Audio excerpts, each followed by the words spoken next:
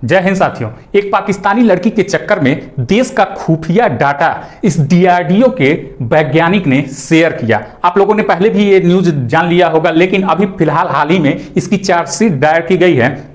क्या थी इसकी पूरी कहानी, हम लोगों ने इस पर एक सेशन भी किया था। क्या थी इसकी पूरी कहानी, आइए फिर से समझते हैं। और साथ ही साथ इस सेशन में यह भी जानेंगे कि हनी ट्रैप क्या होता है, हनी ट्रैप के लिए कौन सी धाराएं लगती हैं, और क्या इस वैज्ञानिक ने हीनता की है, नग्नता की है। इसकी नग्नता की कहानी मैं आप लोगों के सामने एक बार फिर से सामने ला रहा हूं। बड़े ही ध्यान से सुनिएगा, बहुत ही आसान भाषा में आप लोगों को सब कुछ समझ में आ जाएगा। साथियों, उससे पहले आप लोगों से एक गुजारिश है, जो भी लोग वीडियो देख रहे हैं, वीडियो तो देखते सब हैं लेकिन चैनल को सब्सक्राइब नहीं करते हैं। आप लोग यदि वीडियो देख रहे हैं तो चैनल को सब्सक्राइब करके वीडियो देखिए। ना ही आपका कोई अलग से डाटा लगने वाला है, ना ही उसमें कोई पैसा लगने वाला है। हाँ, ये क्या होगा कि दिल को खुशी मिलती है कि हाँ जो भी लोग वीडियो देख रहे हैं वो सब परिवार के सदस्य ही हैं।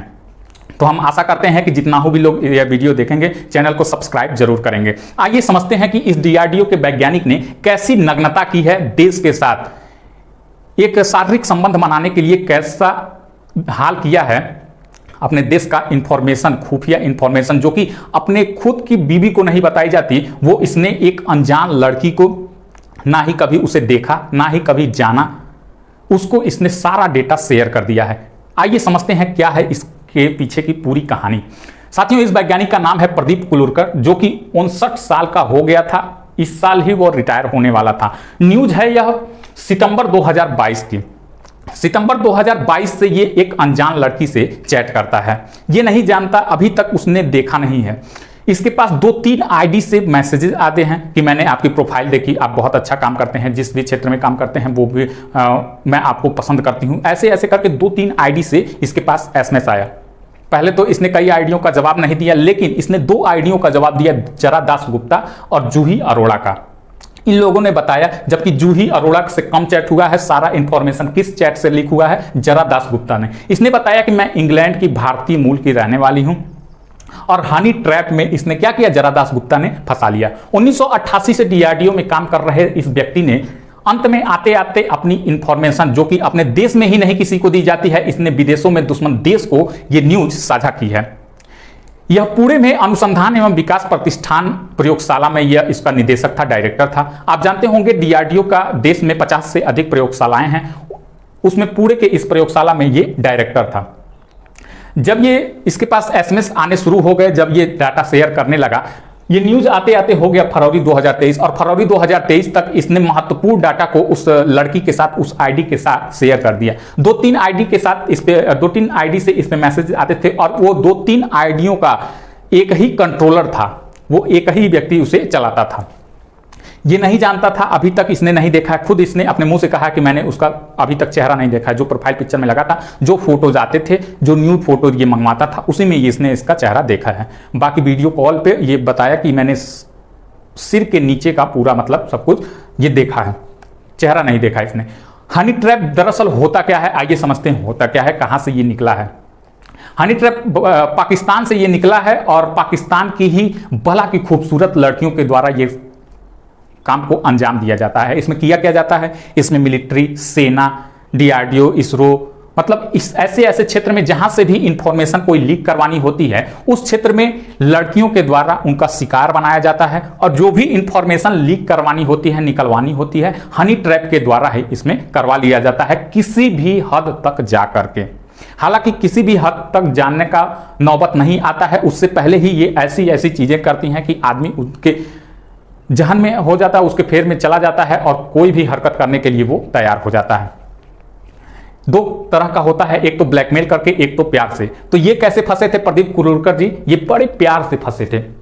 इसके द्वारा जो भी कुछ पूछा जाता था, चाहे वो ब्रह्मोस के बारे में हो, चाहे वो अग्नि 6 के बारे में हो, चाहे वो स्वदेशी निर्मित रुस्तम ड्रोन के बारे में हो, चाहे और भी महत्वपूर्ण जानकारियां जो भी इसके द्वारा पूछा गया, सारी बातें इसने शेयर किया। कब इसका टेस्टिंग होना है, किसने बनाया, सीना ठोक के बताता था कि हाँ इसको मैंने ही बनाया है, मेरा ही डिजाइन किया हुआ है, इसमें ऐसे ऐसे होगा। इसका पूरा चैट क्लियर हुआ है, पूरा चैट आ गया है। आप ये मत समझिए कि आप किसी से चैट कर रहे हैं तो बात बिगड़ जा रही है, चैट क्लीन कर दिए तो हम बच गए, पूरी तरीके से चैट क्लीन हो गया, नहीं। सरकार चाहे तो कभी भी आपका चैट निकलवा सकती है, इसलिए सावधान रहें, सतर्क रहें। ये जब इसको मालूम चला फरवरी 2023 में कि मेरे पीछे लग रहा है कि मिलिट्री इंटेलिजेंस पड़ गई है, तो इसने भी अपना पूरा चैट क्लियर किया। लेकिन तब तक बहुत देर हो चुकी थी। मिलिट्री इंटेलिजेंस ने डीआरडीओ को अलर्ट जारी कर दिया था और तब से लेकर के डीआरडीओ की विजिलेंस टीम को संपर्क किया और वहां से इस पे जांच होनी शुरू हुई। साथियों, एक बात है कि विजिलेंस क्या होता है, तो किसी भी सरकारी विभाग में अपनी एक विजिलेंस टीम होती है। अगर मान लीजिए कि आप किसी भी सरकारी व्यक्ति के ऊपर कोई इल्जाम लगा देते हैं, तो उस इल्जाम को सत्य है या फिर असत्य है, सही है या फिर गलत है, इसकी जांच करने के लिए हर एक विभाग में विजिलेंस टीम होती है जो इसकी जांच करती है कि हाँ, ये न्यूज सही है या फिर गलत है। तो इसकी भी जांच की गई डीआरडीओ की विजिलेंस टीम के द्वारा और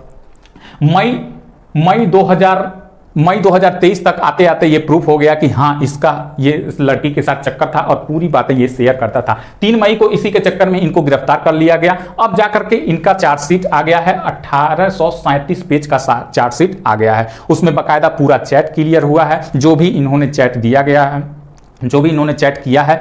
3 आईडियों से चैट किया है। ये जरा दास गुप्ता ने अपनी 3 ईमेल आईडियां दे दी थी और इनका दिल जीतने के लिए, विश्वास जीतने के लिए ये उसका पासवर्ड भी दे दी थी कि इस आईडी का पासवर्ड ये है, हम आपके सिवा किसी और से बात नहीं करते हैं, आप चाहें तो ये चेक कर लें।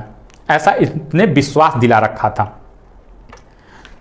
तो ये वीडियो कॉल के जरिए, ऑडियो कॉल के जरिए, एसएमएस के जरिए, चैट के जरिए, मतलब हर एक चीज के जरिए ये जो भी इंफॉर्मेशन निकलवाना चाहती थी वो पूरा निकलवा लेती थी। अब जाकर के 1837 पेज के इस चार्जशीट में पूरा इसका खुलासा हो गया है। अभी इनको जेल में रखा गया है। इनसे कहा गया कि आप सही बोल रहे हैं कि गलत बोल रहे हैं, इसकी जांच कर लिया जाए। तो ये इन्होंने साफ मना कर दिया कि नहीं, जो भी है सही है, सब कुछ सही है और मैं दोषी हूं। इन्होंने अपना गुनाह भी कबूल कर लिया है। अब जानते हैं कि हनी ट्रैप जो है इसके लिए कौन सी धाराएं लगती हैं। साथियों, हनी ट्रैप के लिए आईपीसी की धारा 370 और 328, आईटी एक्ट 66E और 67B लगता है।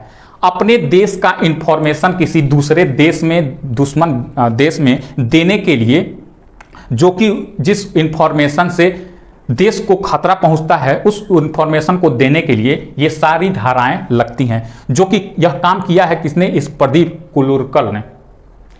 इतना घटिया काम किया है सिर्फ लड़की के चक्कर में। तो आई होप ये पूरा न्यूज आप लोगों के सामने था, आप लोग समझ गए होंगे। लेकिन आप लोगों से यह गुजारिश है कि आप लोग कभी भी इसके चक्कर में, हनी ट्रैप के चक्कर में मत पड़िएगा। अगर कोई एसएमएस भी आता है तो अपने आप को पहले जानिए, समझिए, परखिए, क्या मैं उस लायक हूं? आखिर में ये एसएमएस आ रहा है तो क्यों हमारे पास आ रहा है? क्या है ऐसी मेरे पास चीज कि इसके लिए मेरे पास इतने ऑफर आ रहे हैं, ऐसे ऐसे एसएमएस आ रहे हैं?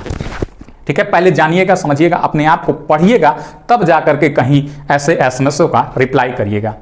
नहीं तो ये ऐसे एसएमएस दिल जीतने के लिए, विश्वास जीतने के लिए सब कुछ आपका कर लेंगे और बला की खूबसूरती पर आप पिघल भी सकते हैं। तो इन सब से बचिएगा। यही लास्ट में आप लोगों के लिए एक गुड न्यूज है। आई होप ये पूरी बातें आप लोगों को समझ में आई होंगी और रोज हम ऐसे रियल न्यूज आप लोगों के सामने लाते रहेंगे। लेकिन जो लोग चैनल से नए जुड़ रहे हैं, चैनल को सब्सक्राइब किए बिना ही देख रहे हैं, वो लोग चैनल को सब्सक्राइब कर लें, ताकि इससे मेरा भी मनोबल बढ़े और मैं आप लोगों के लिए रोज नए नए खबरें लाता रहूं। मिलते हैं कल नए खबरों के साथ, तब तक के लिए धन्यवाद।